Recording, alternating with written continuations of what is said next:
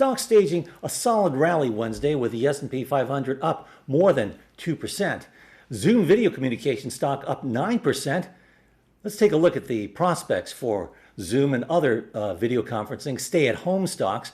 For that, let's go out to California, where we're joined via Skype by Ross Gerber. He's CEO of Gerber Kawasaki. Welcome, Ross. Ooh, by the way, cool digs there. I like that poster. Yeah, it's Keith Richards. Is it? Ah, the Rolling Stones. Well, anyway, Ross, before we get to stay at home, taking a look at today's market, would you encourage investors to start getting in now and buy stocks as opposed to waiting until the start of earnings season next week in the hopes that companies will come out with dismal, disappointing earnings and drive stocks lower? Well, I don't think earnings season is going to be as dismal as people think, because I think Q1, especially January, February, was super strong for most companies until coronavirus hit. We saw some supply chain disruptions, but I don't think Q1's the issue at all. I think it's what the companies are going to be saying about Q2 that's going to scare people. So that being said, we're in a bear market. I don't think it's the time to be aggressive. I think it's the time to be conservative. We've been buying stocks and a lot of bonds, actually, especially distressed corporate debt. Amazing opportunities. Was just out in the bond market now buying bonds for clients because the yields are so high relative to what you can get for what looks like will be quite some time into the future. So we're, I would say, optimistic, but we're still in a bear market, so we're playing it very safe. Well, Ross, Zoom stock is in the news. It's rising even though it's slapped with a class action lawsuit over privacy and security flaws. Do you recommend Zoom and other video conferencing stocks given this stay-at-home environment that we're in now? Yeah, it's funny you said that because I had to get my camera back from my kids.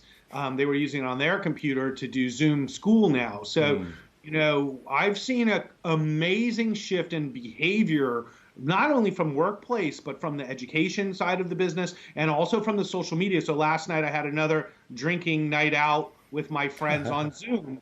And we all get our scotches and we drink. And I'm sure people are doing this all over, from grandmothers playing bridge. So Zoom to me is like the new Facebook.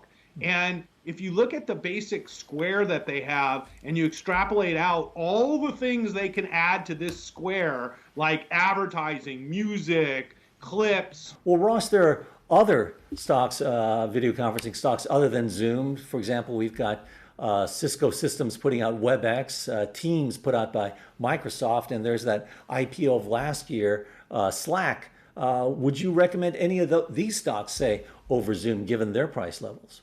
We bought Slack as well, and here, you know, I think we use both at my company, so we're very familiar with the products, Slack and Zoom. If it weren't for these two products, I can't tell you what a different position my company would be in today versus where we were a month ago. Thanks to these products, we have not missed a beat at my company, not a beat.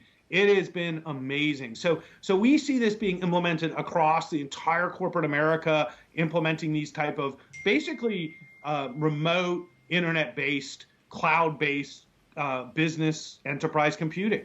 And lastly, Ross, we don't have much time here, but when it comes to stay-at-home stocks, there are also entertainment stocks, which I know you really track closely, such as streaming stocks or video game stocks. What are the prospects for those? Are any of them trading at values that you think are worth picking up right now? Well, yeah. I mean, we think EA and Activision are bargains. Take-Two is not as much of a bargain, but the video game business has never had it so good as they have it right now. It's a dream come true. The products are great. The interactivity, the social media aspect of it have been huge, and Activision being the stock we like the most right now because Call of Duty Warzone is a phenomenal game. Everybody's playing it.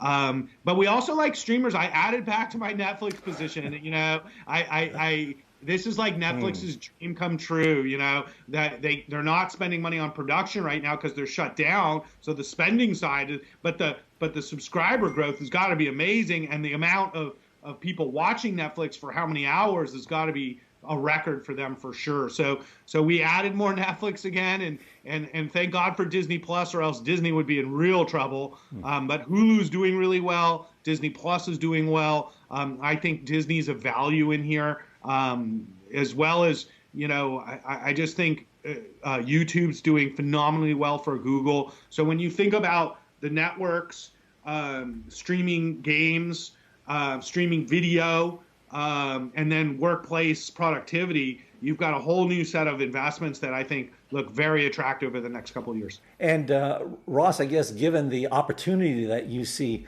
in this bear market, I assume you're satisfied with how things are going. Brings to mind Satisfaction by Mick Jagger and the Rolling Stones, right in the Yeah. background. All right. Well, thanks a lot, Ross. Thanks, Fred. Stay safe. You too. Ross Gerber of Gerber Kawasaki coming to us from California via Skype. I'm Fred Katayama, and this is Reuters.